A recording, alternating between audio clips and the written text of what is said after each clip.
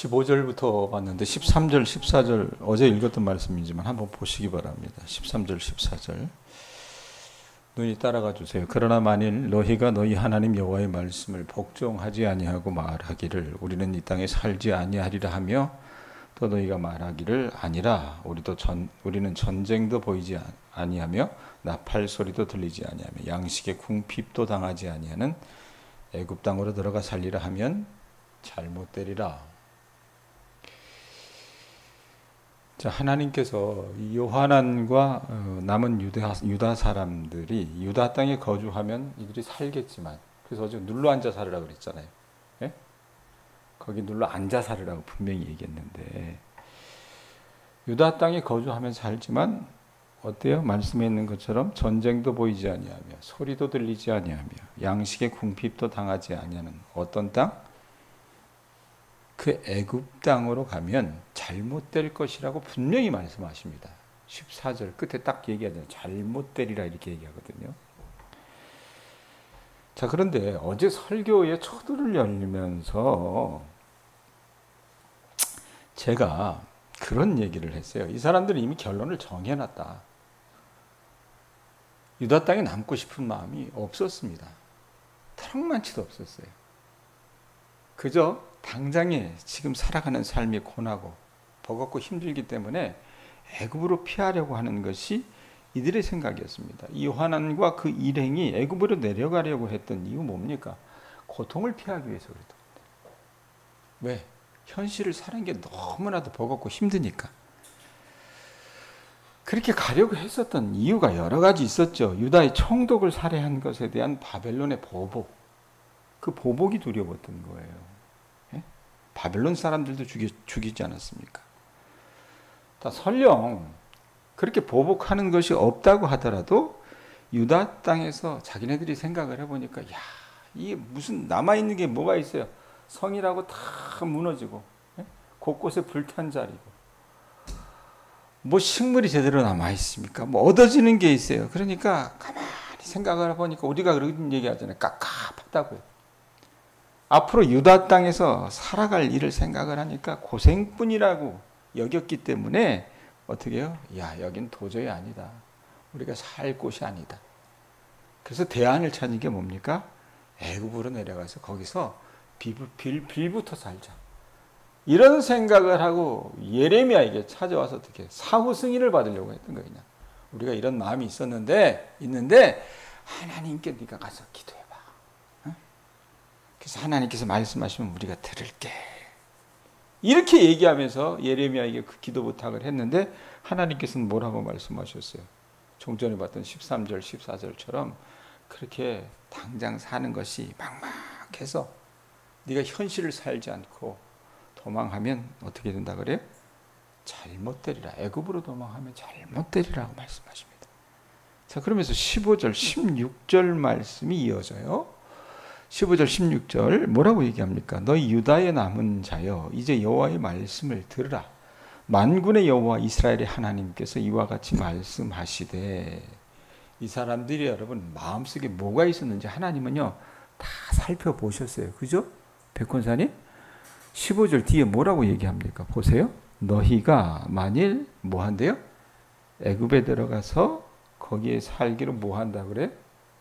고집하면 최심한 고집이 있는 게 아니라 어떻게 해요? 이 유다의 남은 자들도 고집이 아주 완강했던 모양이에요.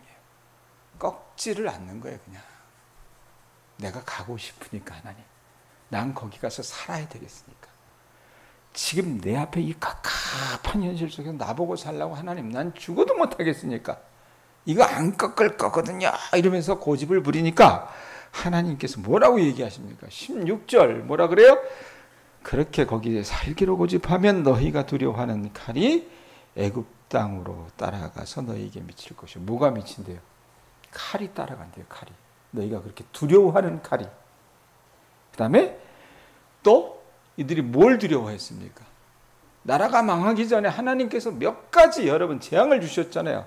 칼과 그 다음에 기근. 너희가 두려워하는 기근이 애굽으로 급히 따라가서 너희에게 임하리니 너희가 거기에서 죽을 것이라 이렇게 말씀을 해요. 하나님께서는요, 만약 이 남은 자들, 요하난과 이 유다의 남은 자들이 애굽으로 내려간다면 그들이 두려워해서 피해 달아났던 그 전쟁과 기근이 그곳까지 어떻게 해요? 쫓아갈 것이고 결국 그들이 그런 재앙을 만나서 죽게 될 것이라고 말씀을 하고 계시는 거예요.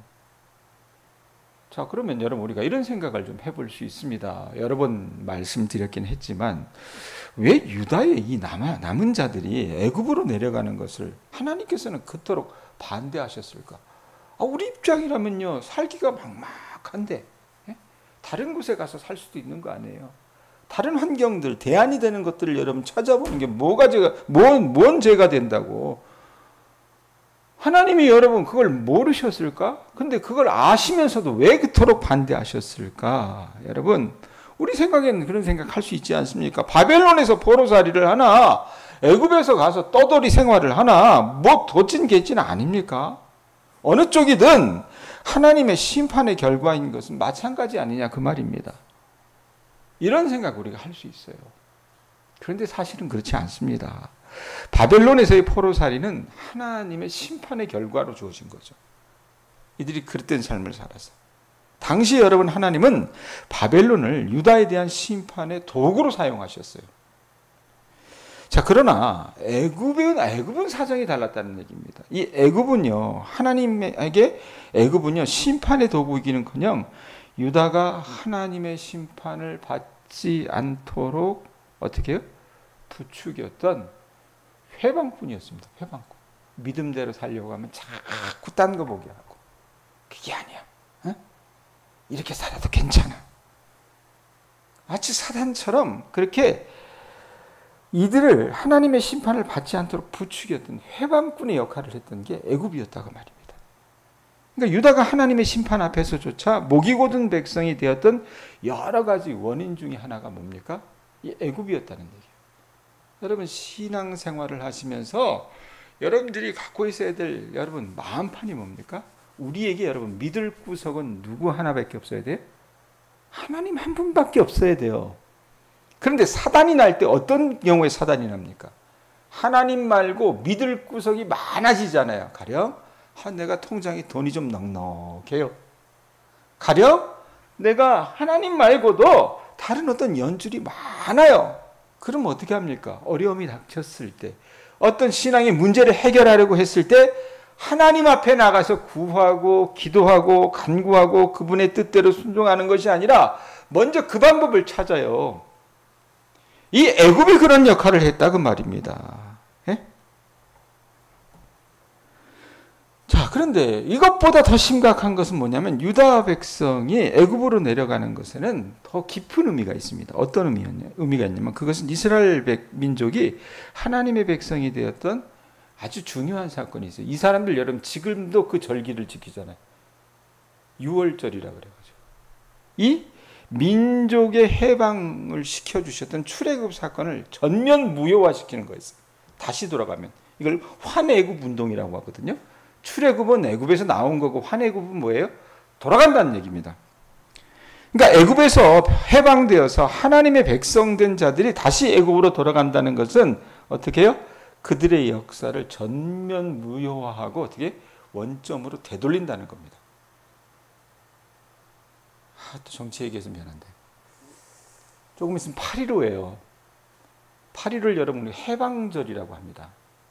그런데 국민의힘이 주류를 이루고 있는 사람 가운데 소위 말하면 이 자기들의 역사관으로 이제 자꾸 주장하는 것이 뭐냐면 우리 이제 소위 말하는 민족주의 계열은 우리나라 여론을 어떻게 보냐면 1919년 3월 1일 3.1운동 이후에 상해 임시정부의 그 정통성을 둡니다.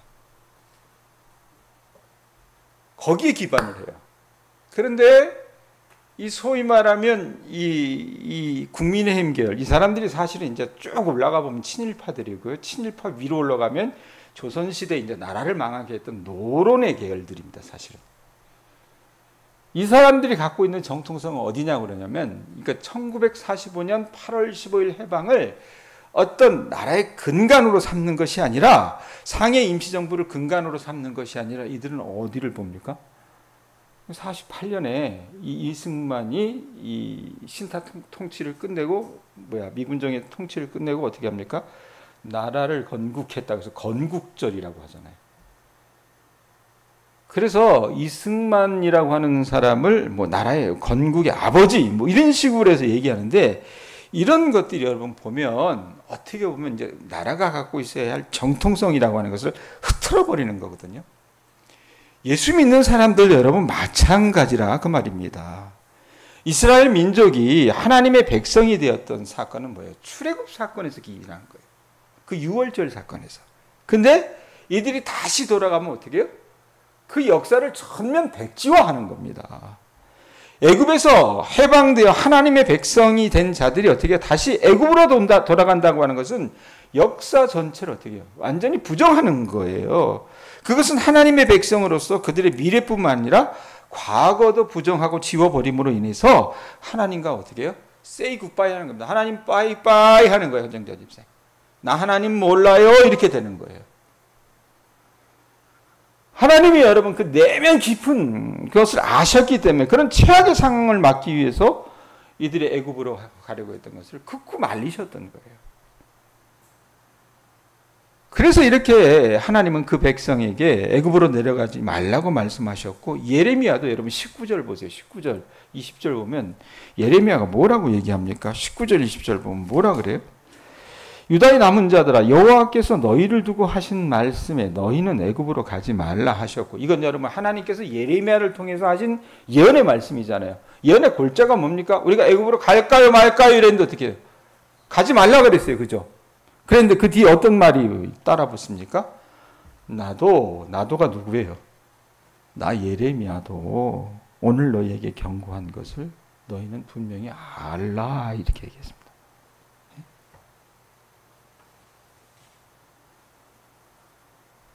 예레미야도 경고하고 있는 거예요. 19절부터 22절까지 경고합니다. 나도 너희에게, 하나님께서 너희에게 애굽으로 가지 말라고 말씀하셨고 나도 너희에게 가지 말라고 경고하는 겁니다.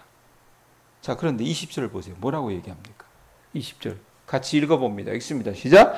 너희가 나를 너희 하나님 여호와께 보내며 이르기를 우리를 위하여 우리 하나님 여호와께 기도하고 우리 하나님 여호와께서 말씀하신 대로 우리에게 전하라. 우리가 그대로 행하리라 하여 뭐 했대요? 자, 앞에 있는 말까지만 보면 어떻게 합니까? 자, 너희가 나를 너희 하나님 여호와께 보내면, 나 예레미야를 너희 하나님 여호와께 보내며 이르기를 우리를 위하여 우리 하나님 여호와께 기도해 주세요. 에? 그러면 하나님께서 우리 하나님 여호와께서 말씀하신 대로, 당신을 통해서 말씀하신 대로 우리에게 전하시면 우리가 그대로 순종하겠습니다. 이렇게 말은 했죠. 그런데 뒤에 어떤 말이 따라붙습니까? 그렇게 교묘한 말로 얘기하지만 행하리라 하였지만 어떻게 합니까? 너희 마음을 뭐 해야 돼요? 속였느니라 이렇게. 예?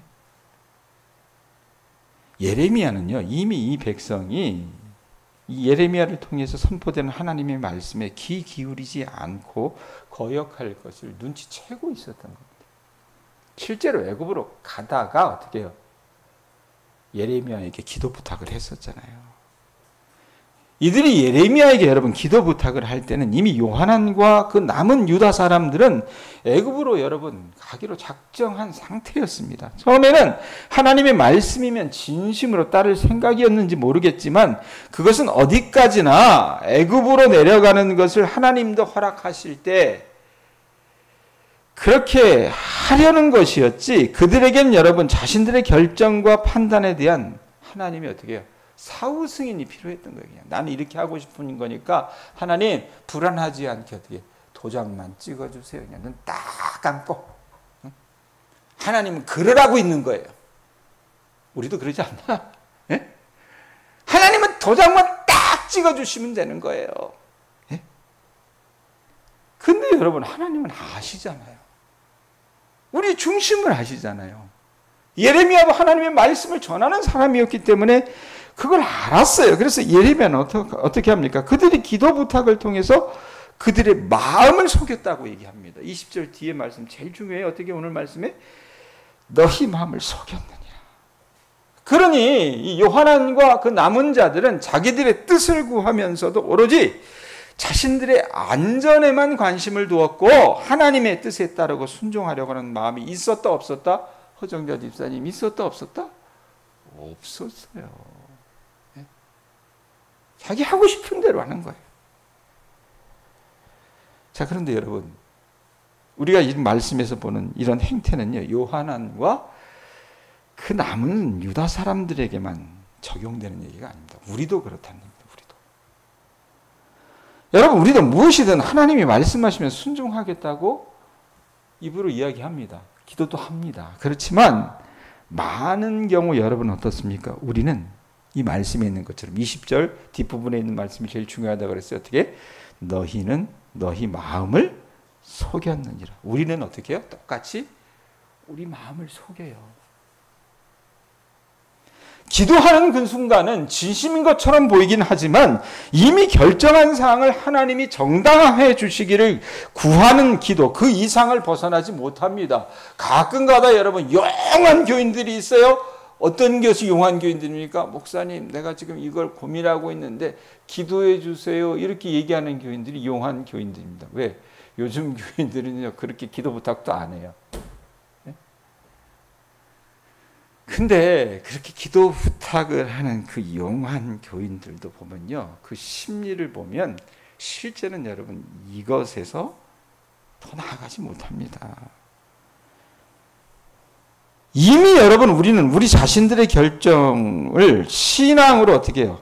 교묘하게 포장하고 그것이 하나님의 뜻일 것이라고 어떻게 덧칠해버려요. 좋은 게 좋은 거 아니겠어? 그래서 여러분 믿는다고 하는 사람들에게 공동체에 가장 많이 이 회자되는 가장 많이 여러분 유행하는 말이 뭡니까? 하나님의 뜻이라는 말입니다. 주님 뜻이면 그렇게 해야 되겠죠. 새빨간 거짓말입니다. 사랑하는 교우들이요.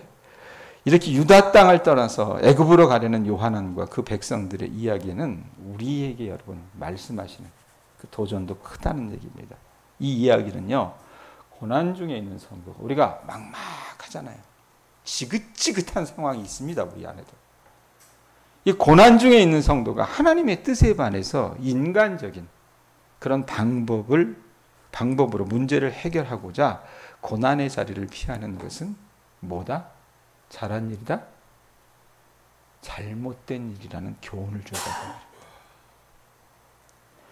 성도들은요, 자신의 느낌과 자신의 상황에 상관없이 어떻게 해야 돼요? 여러분에게 주어진 현실을 살아야 하는 것이 성도의 본분입니다. 예? 하나님이 머물라고 하는 그 현실에서 순종하는 삶을 살아야 하는 것이 여러분 우리의 본분이라고 말입니다. 우리가 그렇게 여러분 현실을 살아가면서 그곳에서 순종할 때 결국 나중에 그 순종이 축복으로 바꿔질 수 있는 거예요. 예? 요하난과 여러분 그 무리들이 애굽으로 내려가려고 한 것은 하나님의 말씀보다 자기들의 생각을 판단 기준으로 삼았기 때문입니다. 그게 더 옳다고 여겼던 거예요. 그리고 그 배후에는 여러분 말씀에 있는 것처럼 뭐라고 합니까? 두려웠던 겁니다. 이곳에 있다간 저 느부갓네살의 군대에서 몰살당할 것 같고, 이곳에 있다간 입에 풀칠도 못할 것 같고, 이곳에 있다간 사람들에게 좋은 소리도 못 들을 것 같고. 왜? 여러분 이 바벨론으로 끌려간 사람들은 여러분 그래도 택함받은 사람들이었잖아요. 거기도 끌려가지 못하고 그 회파된 곳에 남아있을 정도면 여러분 2등 시민도 아니고 한 거의 3등 시민 정도밖에 안 되는 사람들이었다 그 말입니다. 그러니까 그런 두려움이 있었기 때문에 이 두려움 때문에 판단의 기준을 자기 생각에 둔 결과 더 깊은 어떻게 우상 숭배에 이들이 빠져버리는 악순환을 만들어 봅니다. 실제로 여러분 44장 말씀 같은 데 가서 보면 이들이요 애굽으로 가서 한 게 결국 뭐냐면 말씀대로 산 게 아니라 우상 숭배에 아주 몰두해요. 태양신을 섬깁니다. 자, 이 말씀 어떻게 적용하고 하시렵니까? 여러분 지금 고난당하고 계십니까? 아이고 농사고 나발이고 가정 이거 뭐고 아이고 나는 이 지긋지긋한 상황을 좀 모면하는 게 1순위라고 생각하십니까? 아이고 아이고 어떻게 눈만 뜨면 저 인간을 내가 봐야 되고, 예? 정말 여러분 갑갑한 삶을 여러분 살아가십니까? 그래서 이 현실을 모면하는 게 여러분의 1순위, 삶의 1순위라고 생각하세요? 정말 미안하지만 바로 여러분이 지금 말하고 있는, 그 생각하고 있는 그 지긋지긋한 그 자리가 여러분이 머물러 있어야 할 자리입니다. 저나 여러분은 그곳에서 어떻게 해요? 눌러앉아 살아야 됩니다. 그냥. 아니면 남의 사정도 모르면서 목사인 당신이 내 입장에 한번 대보라지라고 여러분 한번 거부할 생각이십니까? 죄송합니다. 그러다간 여러분 우리도 애굽으로 내려간 이 사람들처럼 망합니다. 제발 여러분 우리가 우리 앞에 놓여진 상황을 인간적인 방법으로 풀려 하지 마시기 바랍니다. 아셨어요?